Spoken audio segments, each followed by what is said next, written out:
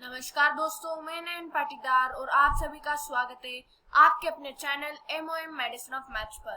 दोस्तों, आज हम डिस्कस करने वाले हैं क्वेश्चन नंबर 5। ठीक है, क्वेश्चन नंबर 5 और 6 को भी कवर कर लेंगे। ठीक है, पिछले वीडियो में की बात करूं तो ये दोस्तों हमारा क्वेश्चन नंबर 6 है। ठीक है, पिछले वीडियो में हमने क्वेश्चन नंबर 4 और क्वेश्चन नंबर 5 दोनों को जो है वो सोल्व करा था। ठीक है, और बड़ी आसानी से जो है हमने इन दोनों क्वेश्चन को सोल्व कर लिया था। ठीक है, तो ठीक उसी तरह हम आज क्वेश्चन नंबर 6 को चुटकियों में सोल्व करेंगे। ठीक है, अब यहाँ पर दोस्तों क्वेश्चन नंबर 6 है डायगोनल AC। रुको दोस्तों, अगर अभी तक आपने चैनल को सब्सक्राइब नहीं करा है तो प्लीज पहले चैनल को सब्सक्राइब कर ले और बेल आइकन भी जरूर दबा लीजिएगा। ठीक है, और दोस्तों लाइक भी कर दीजिएगा ताकि हमारा आगे भी ऐसे ही वीडियो बनाने का प्रोत्साहन मिलता रहे। क्वेश्चन नंबर 6 की बात करें तो diagonal AC of a parallelogram. ठीक है, कौन सा? Diagonal AC of a parallelogram. ये क्या है? एक पैरेललोग्राम। पैरेललोग्राम यानी कि जो दोनों पेयर होते हैं, यानी कि दोनों pair of opposite side are parallel, यानी कि इसका अपोजिट साइड ये है तो ये दोनों क्या है? पैरेलल है। ठीक है, और ये दोनों क्या है? पैरेलल है। ऐसा पैरेललोग्राम इस तरह से हम इसे पहचानते हैं। ABCD नाम से हमने बना रखा है पैरेललोग्राम। ये बाइसेक्ट कर रहा है एंगल A को। ठीक है, डायगोनल जो है वो बाइसेक्ट कर रहा है एंगल A को यहाँ पर। ठीक है, एंगल A को बाइसेक्ट कर रहा है। ठीक है, तो क्या होंगे? ये दोनों इक्वल होंगे। क्या होंगे? इक्वल होंगे। क्यों ये दोनों इक्वल होंगे? क्योंकि क्या कर रहा है? बाइसेक्ट कर रहा है ना डायगोनल AC डायगोनल क्या कर रहा है? बाइसेक्ट कर रहा है, जिसके कारण क्या हो रहा है? वो दो इक्वल पार्ट में बट रहा है। ठीक है, अब आगे कह रहा है हमें शो दैट। ठीक है, ये हमें शो करना है। फर्स्ट क्वेश्चन है it bisect angle C also. क्या ये एंगल C को भी बाइसेक्ट करेगा? ठीक एंगल A की तरह। तो ये भी जो है वो हमें पता लगाना है। ठीक है, हमें ये दिया गया है, ये एंगल आधा आधा है। ठीक है, क्या है? हाफ है, बाइसेक्ट है, लेकिन इसे पता लगाना है C उधर। ठीक है, तो पहले हम ये वाला सोल्व करेंगे। फर्स्ट लिखा। अब मैं क्या लिख सकता हूँ? मान लीजिए मैंने इसका नाम दे दिया 1 2 3 और 4। ठीक है, एंगल्स को नेम दे दिया मैंने 1 2 3 और 4।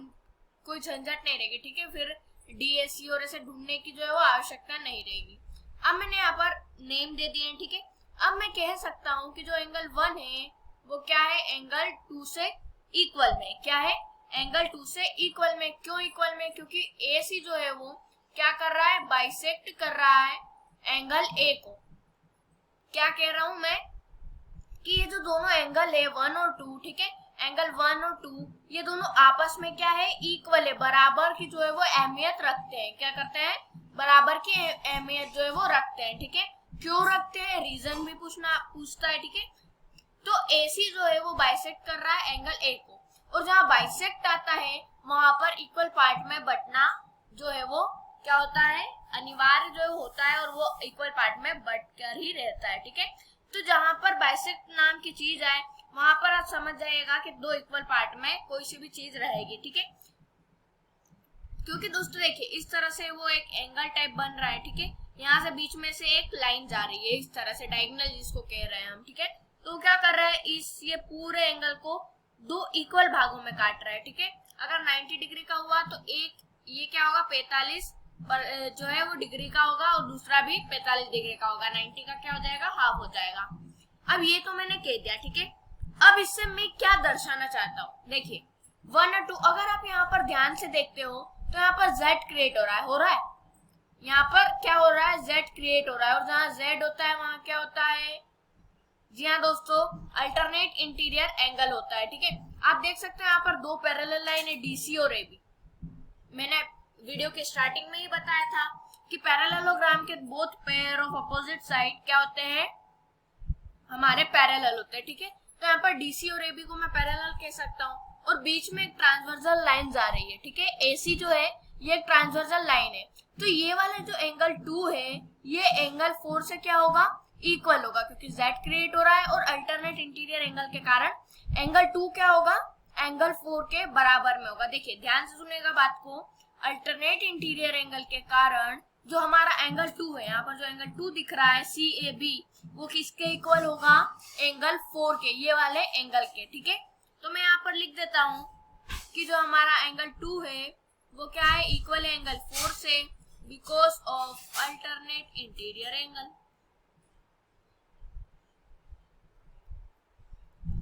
ठीक है, आपको इस तरह से रीजन भी जो है वो प्रोवाइड कर देना है। अल्टरनेट इंटीरियर एंगल हो गया। अब दोस्तों अगर आप थोड़ा और डीप में जाते हो, क्या करते हो, थोड़ा और डीप में जाते हो, तो यहाँ पर आपको एंगल 1 मिल जाएगा। ठीक है, इस तरह से। अब इस तरह से अब क्या होगा कि जैसा मैंने वीडियो के स्टार्टिंग में बोला था, अपोजिट पेयर क्या है, अपोजिट पेयर पैरेलल। तो उसी के मैं उस दम पे कह सकता हूँ कि जो BC है वो क्या है, पैरेलल है AD के। ठीक है, ये वाली लाइन क्या है, पैरेलल है AD के।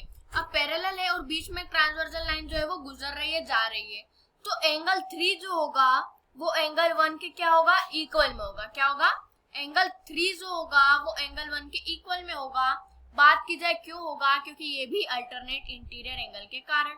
ठीक है, तो यहाँ पर मैं लिख सकता हूँ कि जो एंगल 3 है वो एंगल 1 के इक्वल में है।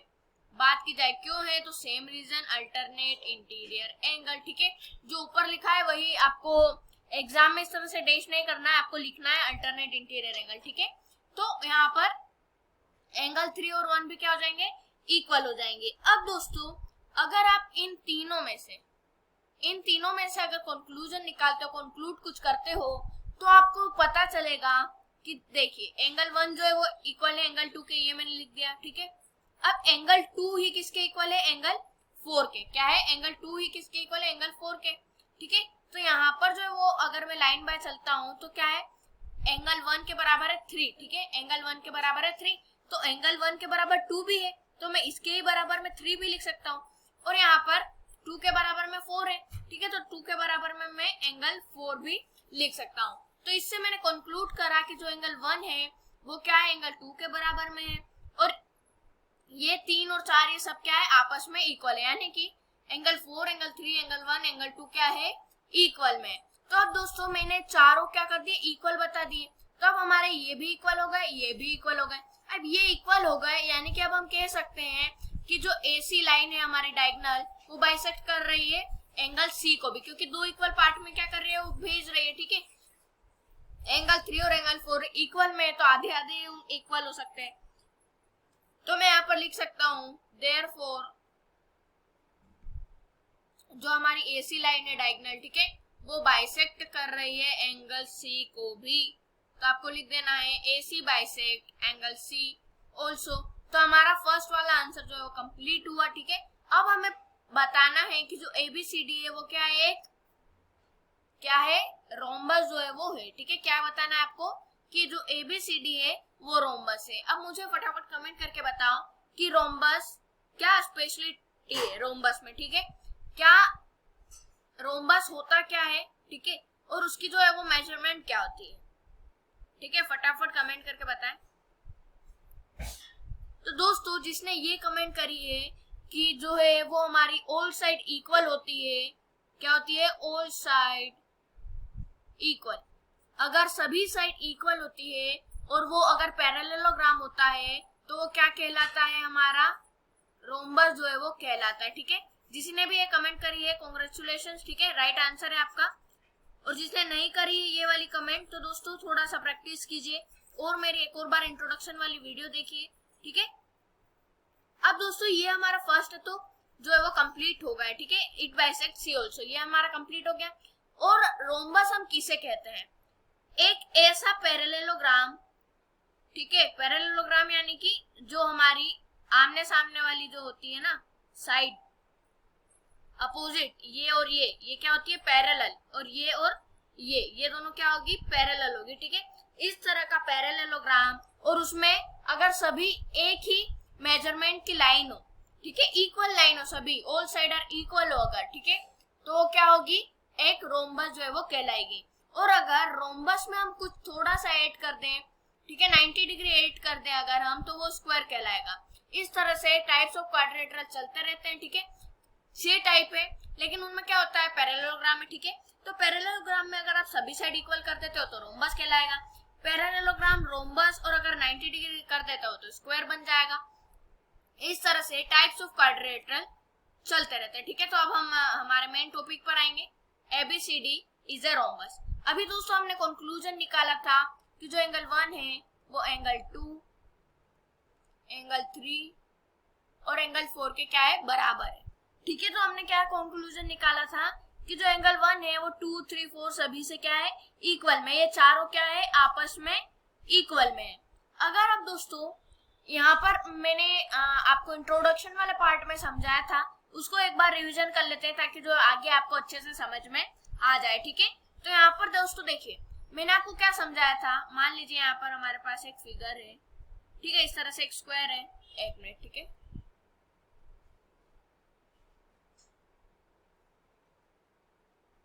ठीक है, इस तरह से क्या है, एक स्क्वायर है।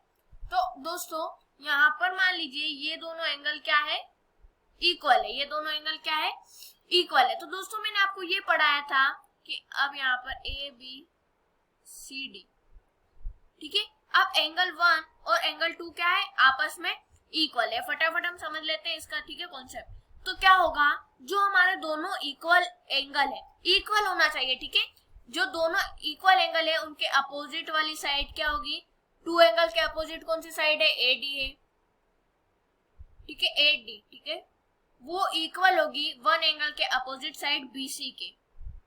ठीक है, तो ये कंक्लूजन निकलता है अगर 2 इक्वल एंगल आपके पास होते हैं तो। ठीक है, अब जैसे ये आपके पास 2 एंगल थे, ठीक है, अब ये आपके पास यहाँ पर भी 2 एंगल हो सकते थे। ठीक है, तो क्या होता है दोस्तों कि जो अपने इक्वल एंगल होते हैं, अब मान लीजिए यहाँ से हटा दिया मैंने, अब यहाँ पर ऊपर एंगल शिफ्ट हो गया, तो क्या होता है दोस्तों कि जो इक्वल हमारे एंगल होते हैं उनकी जो अपोजिट साइड होती है, जस्ट सामने वाली साइड, वो क्या होती है, इक्वल होती है। ठीक है, अगर मान लीजिए एंगल 1 जो है वो एंगल 2 के बराबर है, तो एंगल 1 के अपोजिट वाली साइड ए बी और एंगल 2 के अपोजिट वाली साइड सी डी क्या होगी, इक्वल होगी। इससे हम ये कंक्लूजन निकालते हैं, ये एक रूल है हमारे क्वाड्रिलेटरल में। ठीक है, तो दोस्तों यही मैं जो आपको रिवाइज कराना चाहता था, और यही फॉर्मूला या कॉन्सेप्ट जो है वो हम अभी आगे लगाने वाले हैं, तो इसमें आपको जो है वो अच्छे से समझ में आएगा, ये मेरी गारंटी है। ठीक है, अब यहाँ से एंगल 1 और एंगल 2 क्या है, इक्वल है। क्या एंगल 1 और एंगल 2 इक्वल है, ये दोनों, तो मैं इनके अपोजिट वाली साइड को क्या कर सकता हूँ, इक्वल बता सकता हूँ। क्या कर सकता हूँ, इक्वल बता सकता हूँ। तो देखिए एंगल 1 के सामने वाली साइड कौन सी है, जस्ट सामने वाली साइड सी डी है, कौन सी है, सी डी है। ठीक है, तो मैं यहाँ पर एंगल 1 के नीचे सी डी लिख दूंगा, equal to as it is आ जाएगा। एंगल 2 कौन सा है, एंगल 2 ये रहा। अब एंगल 2 के जस्ट सामने वाली लाइन कौन सी है, जस्ट सामने वाली लाइन ये वाली लाइन है। ठीक है, ये वाली लाइन है। तो यहाँ पर जो है वो मैं क्या लिख दूंगा कि एंगल 2 के नीचे बी सी, ठीक है, इक्वल टू में एंगल 3। अब एंगल 3 के सामने वाली लाइन ए बी है, ठीक है, जस्ट नीचे, तो यहाँ पर मैंने ए बी लिख दिया। आगे अगर हम देखते हैं तो एंगल 4 के जस्ट सामने वाली लाइन कौन सी है, ये वाली एडी है, कौन सी है, एडी, ये यहाँ पर आप देख सकते हो, ये एडी है। ठीक है, तो एंगल सभी के एंगल के सामने वाली जो है वो आपको लाइन देखनी है। तो दोस्तों आप देख सकते हो हमने एंगल से क्या कर दिया है, सभी साइड्स को इक्वल बता दिया है, क्योंकि एंगल सभी इक्वल थे।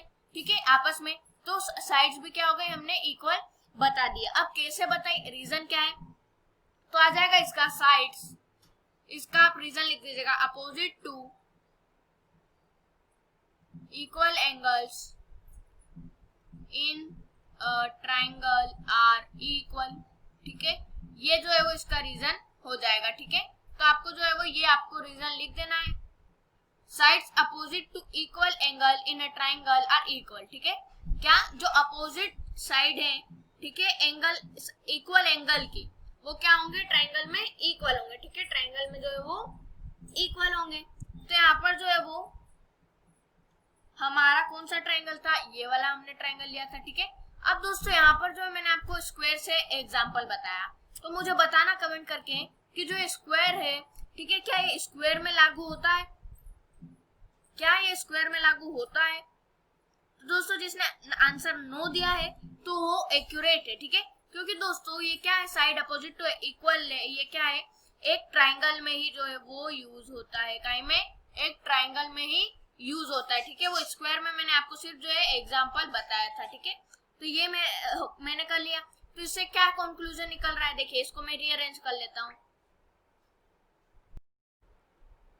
तो यहाँ पर मैं लिख दूंगा दोस्तों कि जो ए बी है इसे रीअरेंज कर दिया, ठीक है, B C equal to C D के और ए डी के, यही चीज लिखी है लेकिन सेम इसे क्या कर दिया है, रीअरेंज कर दिया है, लाइन वाइज कर दिया है कि जो ए बी है वो बी सी के इक्वल है, सी डी के इक्वल है और ए डी के इक्वल है, इस तरह से लाइन बाय लाइन कर दिया है। तो अब दोस्तों बिकॉज ऑफ इक्वालिटी क्या है, because of the sides are equal ABCD is a rhombus, क्या है, ABCD एक रोम्बस है, ठीक है, क्यों, क्योंकि दोस्तों हमारी साइड इक्वल आ गई है, ठीक है, तो क्या हो जाएगा, हम लिख देंगे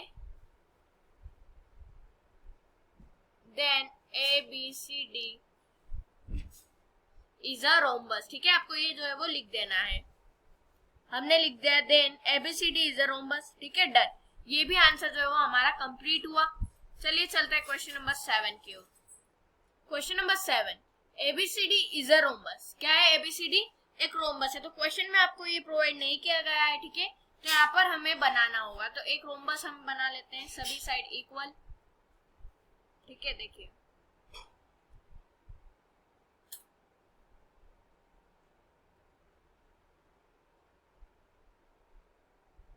यहाँ पर जो है वो थोड़ा सा आपको,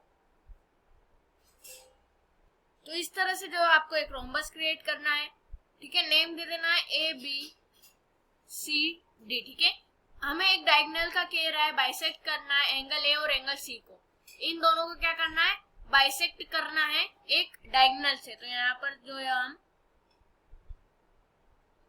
एक डायगोनल ड्रॉ कर लेंगे, ठीक है, हमने ड्रॉ करा, बाद में कह रहा है हमें कि हमें एक डायगोनल बनाना है BD, ठीक है, और बाइसेक्ट करना है आपको एंगल बी और एंगल डी को, यानी कि इधर से। तो ये हम बाद में देखेंगे, पहले हम यहाँ तक का सोल्व करेंगे, ठीक है, एंगल सी तक का, ठीक है।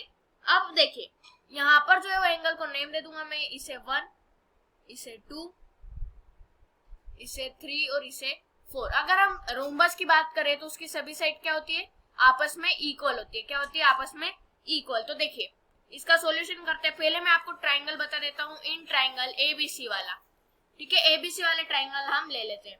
उसमें हम देखेंगे कि जो AB है वो क्या है, BC से इक्वल में, क्या है, ये जो लाइन है ना AB, ठीक है, ये क्या है, इस लाइन से इक्वल में क्यों है, इस लाइन से इक्वल में क्यों है, क्योंकि अभी जस्ट मैंने आपको बताया कि रोम्बस की ऑल साइड क्या होती है, इक्वल। तो आपको लिख देना है all side of rhombus are equal, इस तरह से जो है वो आपको लिख देना है, ठीक है, रीजन प्रोवाइड करना जरूरी होता है, तो रीजन भी जो है वो प्रोवाइड करें, ठीक है। तो क्या हो गया कि जो AB है वो BC से क्या है, इक्वल में है, क्योंकि रोम्बस की सभी साइड इक्वल होती है। अब देखिएगा यहाँ पर ये दोनों लाइन इक्वल में और साथ में, अगर इन दोनों लाइन के यानी कि ये दोनों लाइन इक्वल है तो इनके अपोजिट एंगल भी क्या होंगे, इक्वल होंगे, क्या होंगे, इक्वल होंगे। क्यों होंगे, क्योंकि देखिए ये आपने कॉन्सेप्ट पढ़ा होगा, मैंने आपको पढ़ाया है, ठीक है, ट्राइंगल वाले में, एक अगर कोई ट्राइंगल हो, ठीक है, और ट्राइंगल में अगर या तो एंगल या फिर लाइन क्या हो, इक्वल हो, तो उनके अपोजिट वाले एंगल हमारे क्या कहलाते हैं, अपोजिट वाले एंगल आपके इक्वल होंगे, ठीक है, या फिर साइड कुछ भी हो सकता है। तो अपोजिट, इस वाली लाइन के अपोजिट एंगल 2 है, इस वाली लाइन के अपोजिट एंगल 4 है, ठीक है, तो यहाँ पर जो है वो आपको एंगल 2 इक्वल टू 4 कर देना है, या फिर एंगल 4 इक्वल टू एंगल 2 कर देना है, एंगल 4 इक्वल टू 2, ठीक है, क्यों, क्योंकि एंगल अपोजिट इक्वल है, ठीक है, एंगल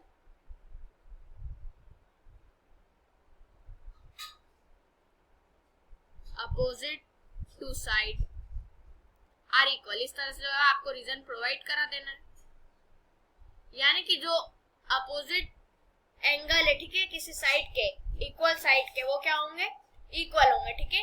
यहाँ पर मैंने लिख दिया एंगल 4 जो है वो एंगल 2 के इक्वल में, यानी कि ये वाला जो 2 है ये क्या है, 4 के इक्वल में है।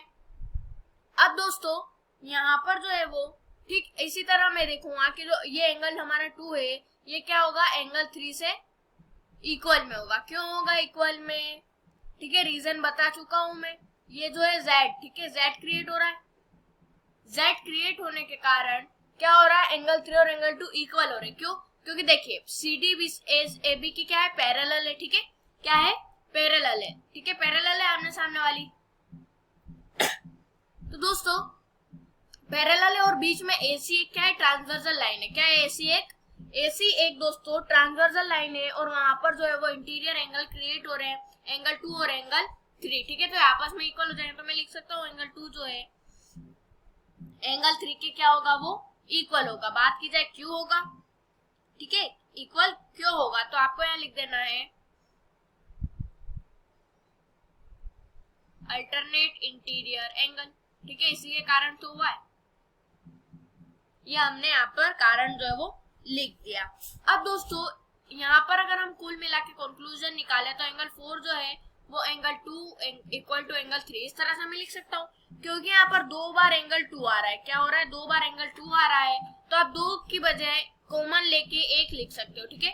तो इससे मैं कह सकता हूँ, ठीक है, यहाँ पर कि जो एंगल 4 है एंगल 3 के इक्वल में, ठीक है, बोल दिया मैंने यहाँ पर एंगल 4 जो है वो एंगल 3 के इक्वल में। तो ये मैंने जो है वो यहाँ पर राइट कर दिया है, ये जो हमारा सोल्व हो गया है, क्योंकि देखिए एंगल 4 और एंगल 3 ये दोनों एंगल C पे क्या हो गया, एंगल A और एंगल C हमें बताना था, ठीक है। तो हम एंगल अभी 1 भी बता देंगे, ठीक है, A भी बता देंगे, लेकिन अभी हमारा क्या हो गया, C जो है वो कंप्लीट हो गया, ये वाला 3 और 4 क्या हो गया, ये हमने एंगल C पर सही जो है वो बता दिया। अब दोस्तों सेम चीज अगर हम देखते हैं एंगल 1 के साथ, तो यहाँ पर अल्टरनेट इंटीरियर एंगल क्रिएट हो रहा है एंगल 4 के साथ। आप देख सकते हो Z क्रिएट हो रहा है इस तरह से, ठीक है, इस तरह से Z क्रिएट हो रहा है। यहाँ पर 1 एंगल है, यहाँ पर 4 है, ठीक है। तो ये 1 और ये 4 क्या हो जाएंगे, इक्वल हो जाएंगे। क्या हो जाएंगे, इक्वल। तो इनको मैं क्या लिख दूंगा कि जो एंगल 4 है वो एंगल 1 के इक्वल है, एंगल 4 जो है वो एंगल 1 के इक्वल है। अब दोस्तों मैंने ये लिख दिया, और एंगल 4 किसके इक्वल है, एंगल 2 के, ठीक है। तो क्या हो जाएगा, ये दोनों हो जाएंगे बाइसेक्ट कर रहे हैं AC angle A as well as angle C को, ये हो गया। अब हम देखेंगे BD बाइसेक्ट एंगल B और as well as angle D, ठीक है। तो इसके लिए देखिए सबसे पहले मैं यहाँ पर रब कर देता हूँ।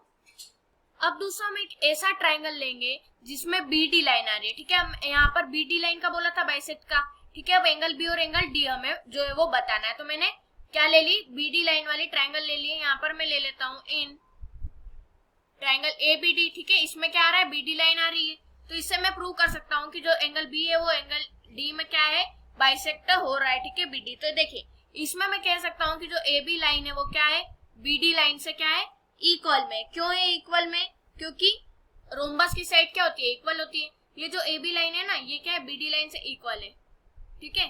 तो यहाँ पर मैं लिख दूंगा BD नहीं, यहाँ पर AD आ जाएगा, ठीक है। AB equal to AD because of side of rhombus. Side of rhombus are equal, ठीक है, are always equal, आप ये लिख सकते हो। इस तरह से मैंने रीजन लिखा। सेकेंड चीज अगर मैं बात करूं तो देखिए इसके और इसके इक्वल होने के कारण हम क्या करेंगे, इनके अपोजिट एंगल देखेंगे और उनको भी इक्वल जो है वो बता देंगे, क्योंकि ये दोनों लाइन इक्वल हो गई, ये और ये वाली लाइन, ठीक है, ये दोनों क्या हो गई, इक्वल हो गई। तो अब इसका अपोजिट एंगल 7 है और AB लाइन का अपोजिट एंगल 5 है, तो क्या कर दूंगा, एंगल 5 इक्वल टू एंगल 7 कर सकता हूं मैं, ठीक है। तो यहाँ पर लिख दूंगा एंगल 5 जो है वो एंगल 7 के इक्वल है। कारण तो angle opposite to equal side are equal, क्या बोलोगे, angle opposite to equal side are equal. इस तरह से जो है वो आपको रीजन लिख देना है, ठीक है। दोनों इक्वल लाइन के AB और AD इक्वल लाइन के अपोजिट एंगल क्या होंगे, इक्वल होंगे। इसी तरह अब मैं देखूंगा अल्टरनेट इंटीरियर एंगल, ठीक है। अब यहाँ पर जो है वो दो पैरेलल लाइन है DC और AB या फिर CD और AB, ठीक है। वहां पर एक ट्रांसवर्सल लाइन जा रही है जिसमें मैं कह सकता हूँ कि जो एंगल 7 है, ठीक है। तो यहाँ पर जो है वो मैं कह सकता हूँ कि एंगल 7 क्या होगा, एंगल 6 के इक्वल होगा, because of alternate interior angle. Angle 7 equal to angle 6 क्यों होगा, क्योंकि अल्टरनेट इंटीरियर एंगल।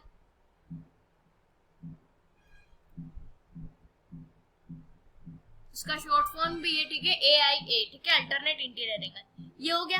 अब एज इट इज दोस्तों 5 जो है वो 8 के अल्टरनेट इंटीरियर एंगल होगा, इक्वल होगा, ठीक है। क्यों, क्योंकि यहाँ पर Z क्रिएट हो रहा है, आप देख सकते हो, ठीक है, इस तरह से यहाँ से ये Z क्रिएट हो रहा है, ठीक है। तो ये क्या होगा, एंगल फाई भी एंगल 8 के इक्वल में होगा बिकॉज ऑफ ए आई ए, यानी कि अल्टरनेट इंटीरियर एंगल। तो देखिए अब क्या क्या आ गया हमारे सामने, फाई जो है वो 7 से इक्वल है, ठीक है, 7 जो है वो 6 से इक्वल है और फाई जो है वो 8 से इक्वल है, ठीक है।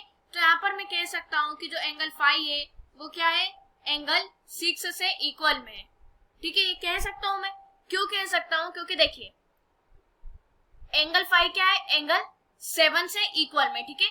तो मैं 7 की जगह क्या फाई लिख सकता हूँ, तो मान लीजिए मैंने 7 की जगह यहाँ पर लिखा 5, तो ये क्या हो जाएगा, angle phi equal to angle 6 हो जाएगा। और आप लिख सकते हो क्योंकि 5 और 7 क्या है, इक्वल में है, ठीक है। तो एंगल फाई क्या आ जाएगा, एंगल 6 के इक्वल, तो ये मैंने लिख दिया, ठीक है। तो यहाँ पर जो है वो ये वाला जो हमारा एंगल डी है ये तो हो गया, ठीक है, ये वाला जो है ये हो गया। अब एंगल बी हम देखेंगे, यानी कि 7 और 8, ठीक है। अब यहाँ पर जो है वो angle phi equal to angle 7 है, क्या है, angle phi equal to angle 7। अब एंगल फाई किसके इक्वल में है, एंगल 8 के इक्वल में, किसके इक्वल में, ठीक है, एंगल फाई एंगल 8 के इक्वल में। तो मैं एंगल फाई की जगह लिख दूंगा एंगल 8 और इक्वल टू में एंगल 7।